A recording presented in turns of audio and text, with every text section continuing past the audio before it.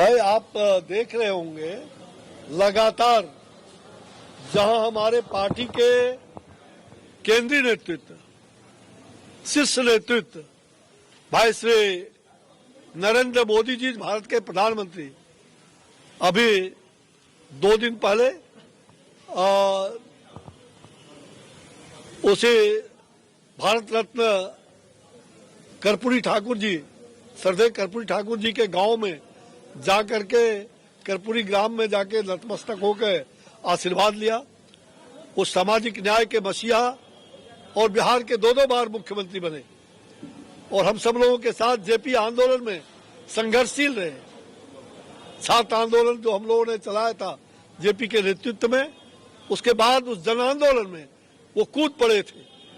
ऐसे वीर धरती पर जाकर के हमारे प्रधानमंत्री जी ने आशीर्वाद ही नहीं लिया, बल्कि वहां उपस्थित नीतीश कुमार जी को उन्होंने स्नेहिल मिलन करके कहा कि नीतीश जी आपके नेतृत्व में ये चुनाव लड़ रहे हैं। इसका मतलब क्या होता है? आपके नेतृत्व में चुनाव लड़ रहे हैं और आप ही एनडीए सरकार को फिर से लाएंगे, आपको ही एनडीए सरकार में आना है, तो फिर क्या बोलता है? चिराग की पार्टी से भी उप मुख्यमंत्री। एक मिनट। और उन्होंने वहां शारदा सिन्हा जो छठ के समय में पिछले बार उनकी मृत्यु हो गई थी, मैं बहुत उनसे परिवार से जुड़ा हुआ हूं। श्रद्धेय श्रीमती शारदा सिन्हा जिनको उन्होंने पद्म विभूषण से विभूषित किया हमारी सरकार ने, उनको नमन किया। और श्रद्धेय रामधारी सिंह दिनकर जो बेगूसराय, उस माटी के लाल जिसने देश भर में और दुनिया में अपने कविवाणी से सबको मोहित किया है। ऐसे कविवर जो खुल के कहते थे, जो उस अपराधी के बारे में भी और ऐसे लोकतंत्र के बारे में उनका बराबर साफ आवाज आती थी। चट्टानी एकता की तरह, फौलादी की तरह चीन का युद्ध हुआ था, उस समय भी पंडित नेहरू को चेतावनी देने वाला वही शख्स था। उस धरती को उन्होंने नमन किया प्रधानमंत्री जी ने, और उन्होंने साफ कहा है 9-10 बार उन्होंने नीतीश कुमार जी की सही बात जो है, नीतीश कुमार को बहुत मानते हैं और नीतीश कुमार के बिहार के प्रति, अगर अटल बिहारी अपने को कहते थे कि मैं बिहारी हूं, अटल हूं और बिहारी हूं, उसी प्रकार से नरेंद्र मोदी नरेंद्र बिहारी है। नरेंद्र बिहारी बिहार के लिए जो उन्होंने किया है वो देश कभी नहीं भूलेगा। जो देश के लिए तो क्या ही है, लेकिन बिहार के लिए जो उन्होंने किया है, बिहार के और खास करके उत्तर भारत, जिसको पार्लियामेंट में कहे कि मैं उसे उपेक्षित नहीं रहने दूंगा, और बिहार डबल इंजन की सरकार चल रही है। अभी ये लोकतंत्र का महान पर्व है, इस लोकतंत्र के महान पर्व में हम सभी एनडीए के साथ मिलकर के और अगला प्रचंड बहुमत से एनडीए की सरकार बने, उसके लिए हम सब लोगों ने संकल्प लिया है। बिहार की जनता ने भरोसा किया है कि विकास पुरुष के रूप में हमारे नीतीश कुमार जी बने रहे। नरेंद्र मोदी जी और उनके नेतृत्व में, उनके मार्गदर्शन में नीतीश कुमार जी और नरेंद्र मोदी जी, ये राम लक्ष्मण की जोड़ी, ये एनडीए की जोड़ी बहुत शुरू से चली आ रही है। और अटल जी का आशीर्वाद नीतीश कुमार पर उस दिन हुआ था, आपको मालूम होना चाहिए, जब पहली बार और अंतिम बार 2005 के चुनाव में भागलपुर हमारे चुनाव क्षेत्र में अटल जी आए और कहीं नहीं जा पाए थे। उस समय उन्होंने कहा था, उस समय मंच पर नीतीश कुमार जी भी थे, कहा था कि कोई मेरा किसले तो लौटा दे, जो मुजफ्फरपुर का किसले, जो उस बच्चे की हत्या कर दी गई थी और अपहरण करके, जो अपहरण उद्योग चलता था उस समय, तो कोई मेरा किसले तो लौटा दे। एक वाक्य ने बिहार के अंदर दिशा बदलने का काम किया और उस समय उनका दफन हो गया, राजद का दफन, और उसका कफन पहन करके कांग्रेस घूम रहे थे। ये राजद का दफन करने का काम अटल जी के एक वाक्य ने किया था और नीतीश कुमार जी को कहा था, नीतीश कुमार बिहार को संभालो, आप जेपी आंदोलन के, आप अश्विनी चौबे, सुशील मोदी, बिहार को संभालो, बिहार की दुर्दशा को देखो और वही मंच पर आशीर्वाद दिया था कि भावी इतिहास तुम्हारा, आने वाली पीढ़ी का। तो जब अटल जी का आशीर्वाद है, उनके आशीर्वाद से वो 20 साल मुख्यमंत्री बने रहे हैं, और आगे भी कान खोल करके सुन लीजिए कि बिहार के एनडीए की सरकार जनता के आशीर्वाद से प्रचंड बहुमत से बनने जा रही है, इसमें कहीं दो मत नहीं। और उसके मुख्यमंत्री नीतीश कुमार होंगे, उसके मुख्यमंत्री नीतीश कुमार ही होंगे, कोई दूसरा चेहरे पर हम चुनाव नहीं लड़ रहे हैं। नीतीश कुमार। तेजस्वी यादव ने कहा कि उनकी सरकार बनती है तो इसे कूड़ेदान में फेंक देगी। भाई सुन लीजिए, ये कूड़ेदान में फेंकेंगे कि ये फेंका जाएंगे? अगला नीतीश कुमार जी मुख्यमंत्री होंगे, और यह भी कान खोल करके सुन लीजिए, मैं कोई पंडित हूं जरूर, कोई भविष्य वक्ता नहीं हूं, कोई जन्म कुंडली देखने वाला पंडित नहीं हूं। हाँ, मैं कर्मकांडी भी हूं, और मेरे मन के अंदर जो भावना है वो भावना सदैव सत्य होता रहा है। और मैंने प्रधानमंत्री के बारे में उस समय भी 2010, 11, 12 में गुजरात की धरती पर कहा था कि देश का बागडोर नरेंद्र मोदी को सौंपना ही होगा। और उस समय में अपनों से और पराये से मैंने बहुत कुछ पीड़ा झेला था। चिंता मत करो, एक प्रश्न का जवाब हो गया है कि नीतीश कुमार जी एनडीए की सरकार बनना तय, और नीतीश कुमार जी ही इसके मुखिया होंगे। अब दूसरी बात, आपने कहा है कि कोई है जिसके रग रग में, जिसके शरीर के हर नस में जहां डीएनए का खून भरा हुआ है, डीएनए, भ्रष्टाचार, अत्याचार, आतंक जिसके डीएनए में ही भरा हुआ है, वो बिहार का उस राज को, उस खौफनाक राज को, उस दर्दनाक, उस भयावह बिहार को बिहार की जनता कभी नहीं भूल सकती। हमने इसी इटवा गोली कांड में, हरे राम जी आए, इटवा गोली कांड में भाई सुशील मोदी और मैंने 7 दिन तक उस जंगल राज के खिलाफ इस सड़क पर, एनएच पर जाम करने का काम किया था। और उस दिन सारे लोग, पूरे इलाके के लोग, पूरा शाहबाद 7 दिन तक यहाँ उपस्थित थे। आप कहते हैं कि वो क्या बोला, अब वो उसको कूड़े में फेंक देंगे, तो सुन लीजिए, ऐसे लोग जो अच्छी चीजों को कूड़े में फेंकता है, कूड़ा उनको सदा सदा के लिए समाप्त कर देगा। और वो कीड़ा उनके, ये मुख्यमंत्री तो नहीं बनेंगे, लेकिन अच्छा चीज बनेंगे। क्या बनेंगे?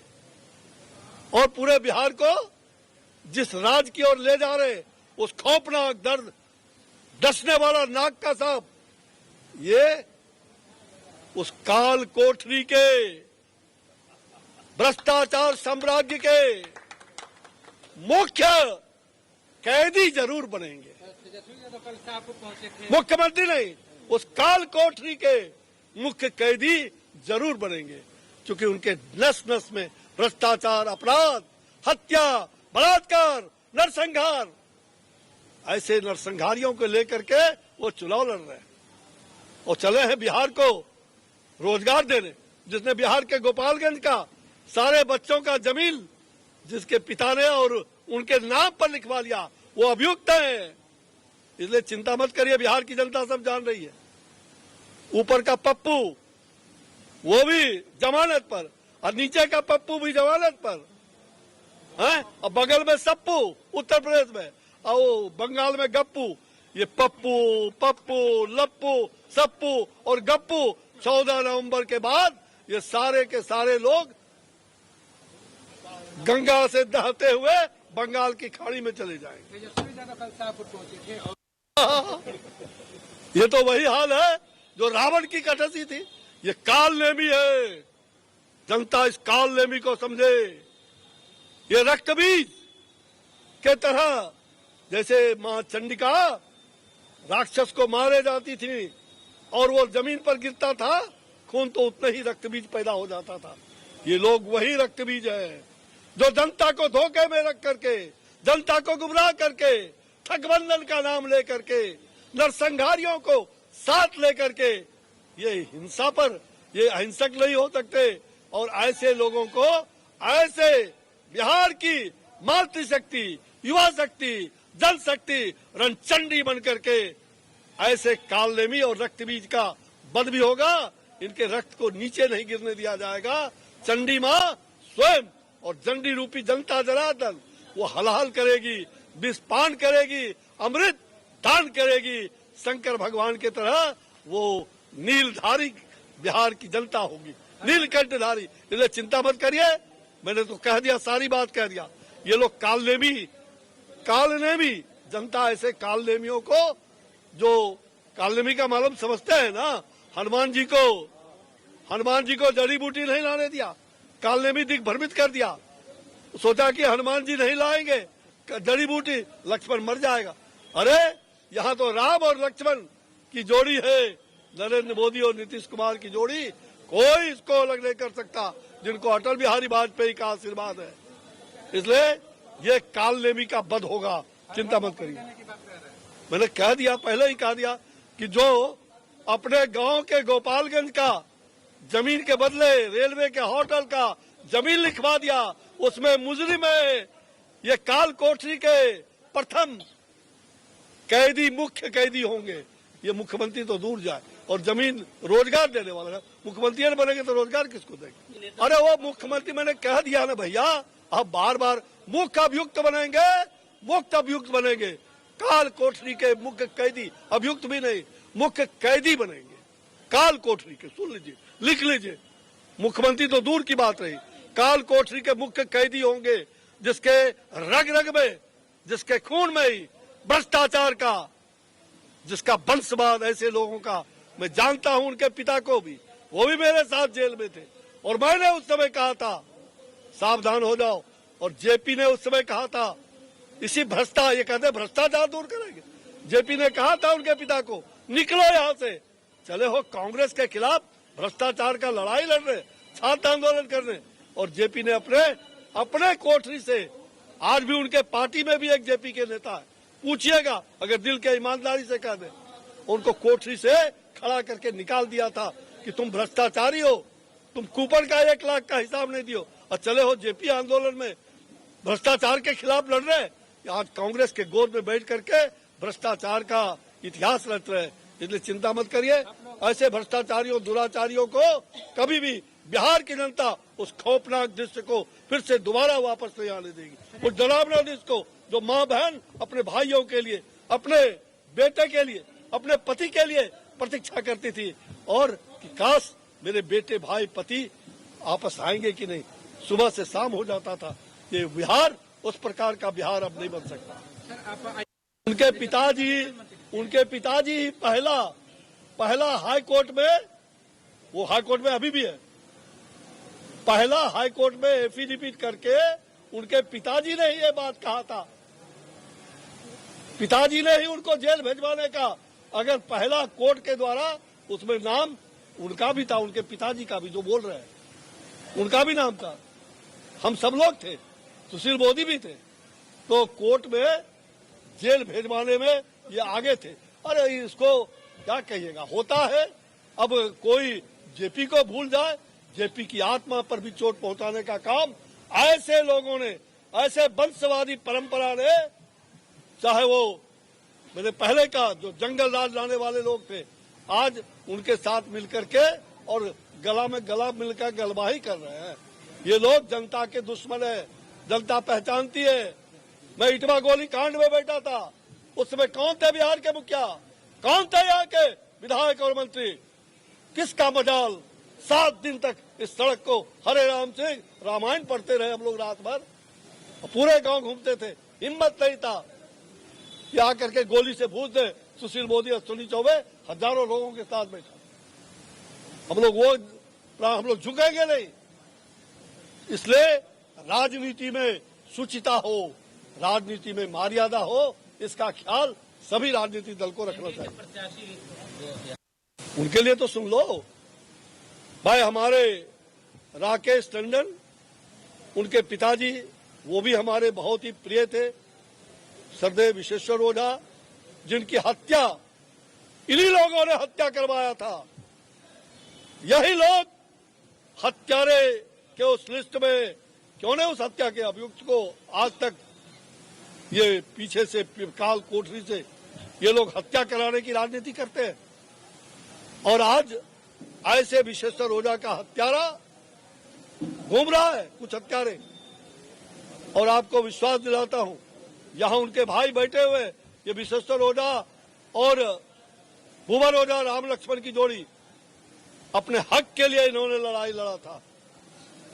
ऐसे लोगों से इन्होंने लड़ाई लड़ा और उन लोगों के साथ लड़ाई लड़ करके ऐसे लोगों को चकनाचूर भी किया था। कुछ लोग आज भी बाएं दाएं घूम करके और चाहते हैं कि फिर से यहाँ तांडव नृत्य करें। तांडव नृत्य बिहार में नहीं होगा और शाहपुर में नहीं होने देंगे। और इसलिए सरदेव विश्वेश्वर ओझा जी और मुन्नी ओझा पूर्व विधायक, मैंने देखा है जो विकास का काम एक महिला होकर के सदन के अंदर जिस प्रकार से गुंजायमान करती थी, महिला मातृशक्ति को जगाती थी और उन्होंने विकास किया था, ऐसी महिला, उनके आशीर्वाद से ये राकेश टंडन ये चुनाव भारी मतों से, मैंने कह दिया कि शाहबाद में नहीं, बिहार में वो सबसे अधिक वोट से चुनाव जीतेगा। चलिए।